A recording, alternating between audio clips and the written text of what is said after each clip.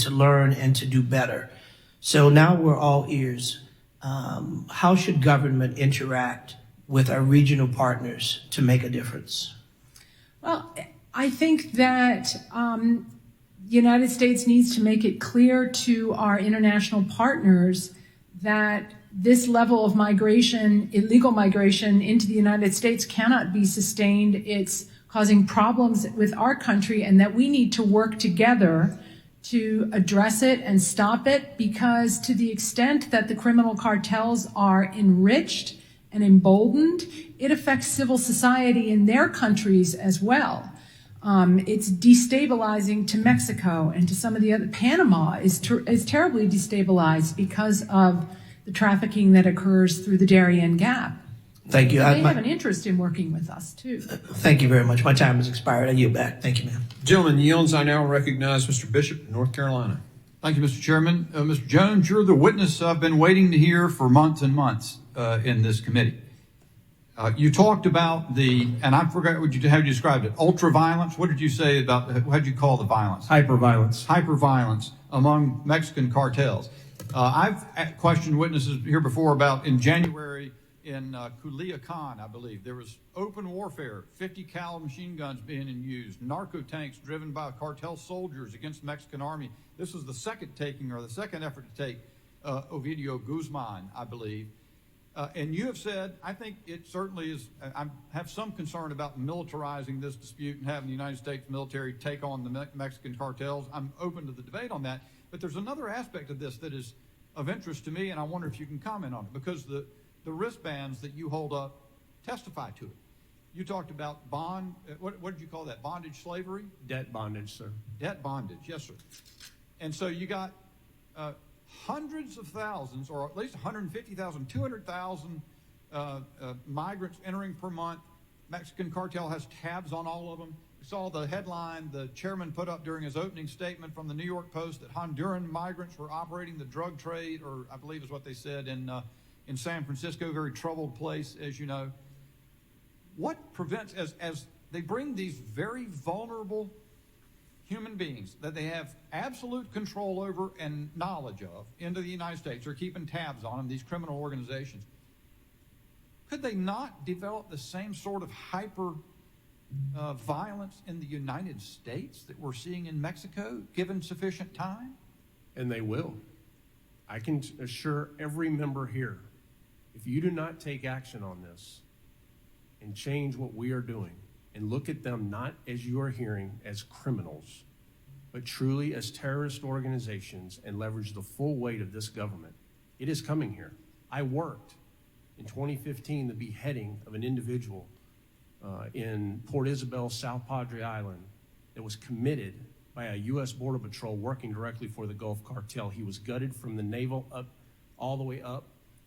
His entrails were removed, and his head, as far as we can tell, was taken back to Mexico. I worked the 2013 lawyer where El Gato spent $1 million putting tracking devices all over his family's vehicles, and then were able to locate him in South Lake, Texas, and then executed him. So they are here, sir. They are here, and they are among us. The people who've erased our borders as a means of improving their voter population already have gotten more than they bargained for, I'd say, in the fentanyl deaths I'm going to ask Mr. Maltz about next. But they also may see yet more. We may see the same sort of open militarized conflict with our own law enforcement and military resources here in the United States. That's what you're saying. I have video that I've submitted to this committee of 50 caliber rifles, fully kitted individuals on Interstate 10 going from Tucson to Arizona, passing 2 Arizona state troopers. And the only thing I can go on. They are here, sir. My fellow lawmakers only decry the fact that we're not spending more money, letting that happen. Mr. Maltz, I want to ask you, you ever been to Charlotte, North Carolina? Yes, sir. You know the community just north, very affluent community just north of there called Cornelius? Not aware of that, no. Huff High School. A member of a sports team up there, a young man died a week or so ago. They say that fentanyl has pierced Huff High School in Cornelius, North Carolina. It's happening everywhere, not just at the border, everywhere across this country. But there's something even, I don't know if you can say more disturbing than that, I just watched the movie Sound of Freedom, and I would urge everybody to go see it. But the problem of child sex trafficking is, I understand, at epidemic levels as well. Been fed from places south of the United States, but now in the United States we have children that 600,000 children, minors, come into the United States under the policies Democrats have advocated. Secretary Mayorkas is overseeing. 85,000 we've lost track of. These people are showing up in factories and the like. But that's not even the worst of it. It's the people being sold into another form of bondage, Mr. Jones, sex trafficking. Do you keep up with that at all, Mr. Maltz, the sex exploitation of children? Yes, sir, because the cartels control it all at the border. They have total control of the border, so they're making money on all those young kids, those innocent kids. And that's why I commented before, because of all these rapes and these assaults on these young children as they make the journeys up into the United States. But one thing I would want to add is that, you know, Secretary Mayorkas did say that the fentanyl overdoses are the single greatest challenges that we have in America. But my question to everybody is then, why would you reverse the policies that were working before to keep that stuff out, to keep those people out? It's the operatives that are all over our country now running the business of collecting money, of pushing the poison on the streets, and they're getting right over the border. They have total control. If you think the problem's so insignificant that it embarrasses you to consider it, Mr. Maltz, that would be your answer. I yield back.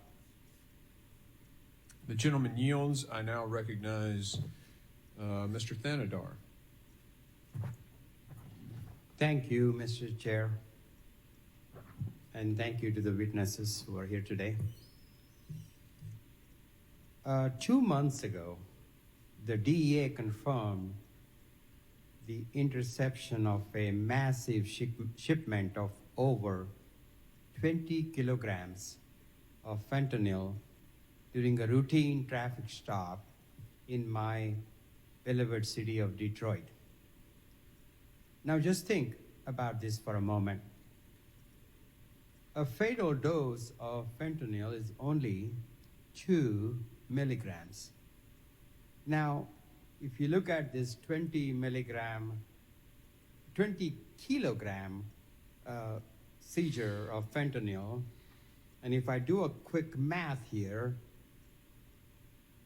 that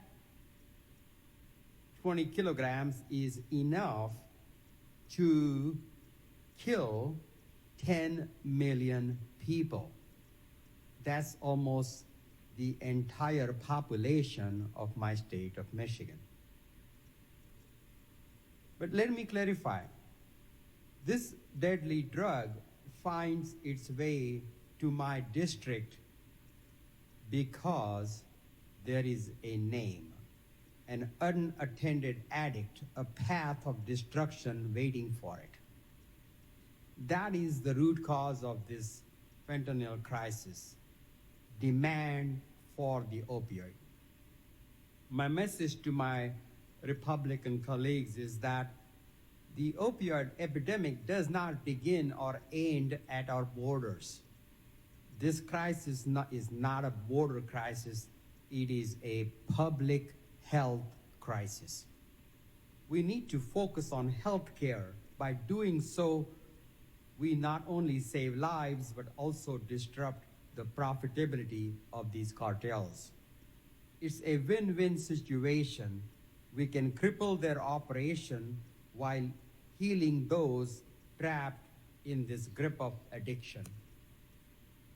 Dr. Brown, can you discuss how treating demand for these drugs would hurt cartel operations while saving lives?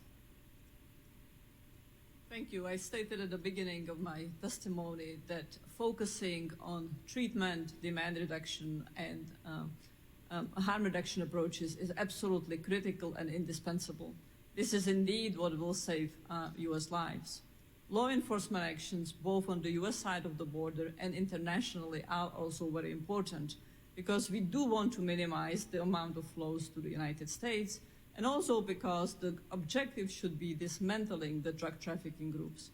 However, expanding access to insurance so that more people in the United States could receive treatment, adopting the smartest, most proven evidence-based approaches so that people are not dependent on sourcing illicit drugs on the illegal market, so they are not dependent on sourcing illicit drugs, period, is crucial.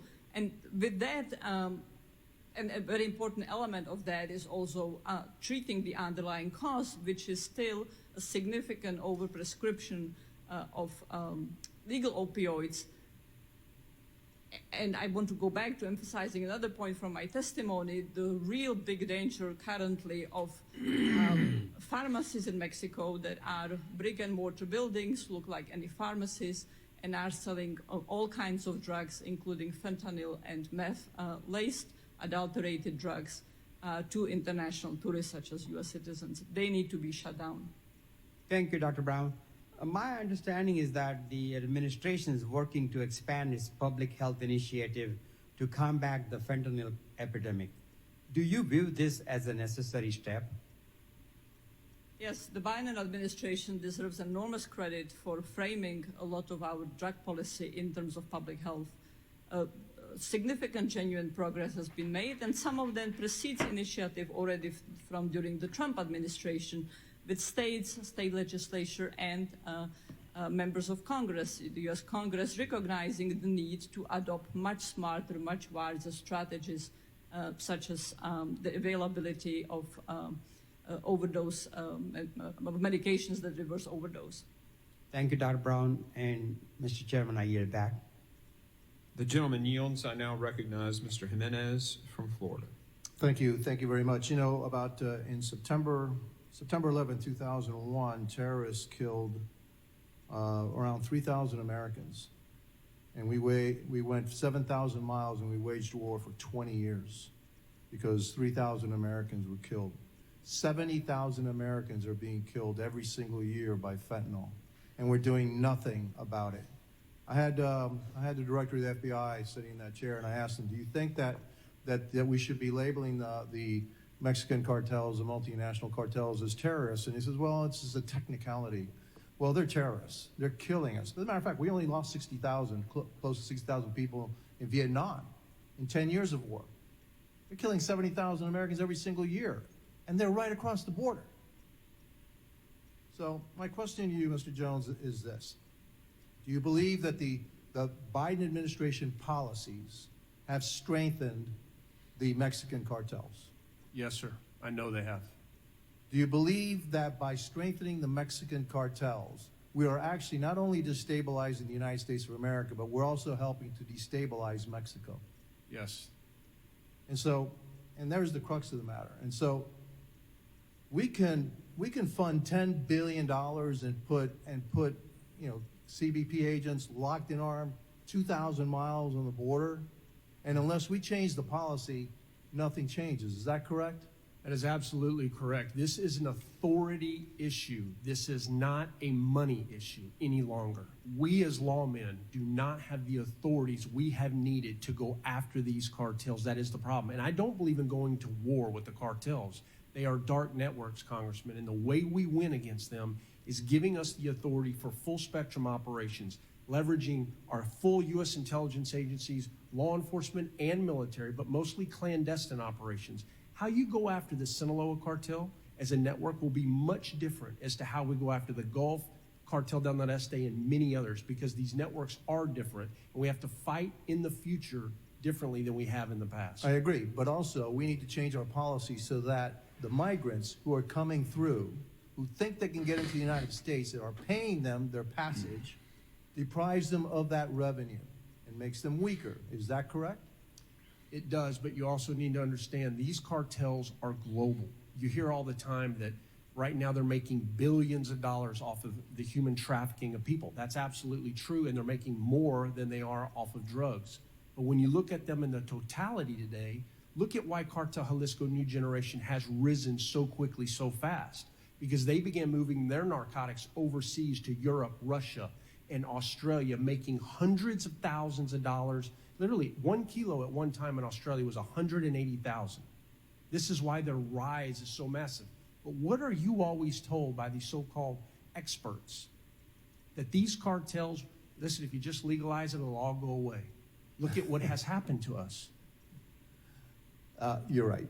And this is not a simple answer to the problems that we face in the United States, but we need to view them as adversaries. We need to view them as people that are killing Americans, 70,000 a year. Look, I was in the streets of Miami. I'm a paramedic. That's my craft, all right? And so in the 70s and the 80s, I responded to overdoses left and right all the time, and overdoses with opioids. But they weren't laced with this poison. This poison hooks them, makes it much more addictive, and then it kills us. And we have to do something about it. And what the Biden administration is doing is not doing very much to protect American lives. And that's the duty of government. The duty of government is to protect the lives of American citizens. And in this respect, the Biden administration and this secretary is failing miserably.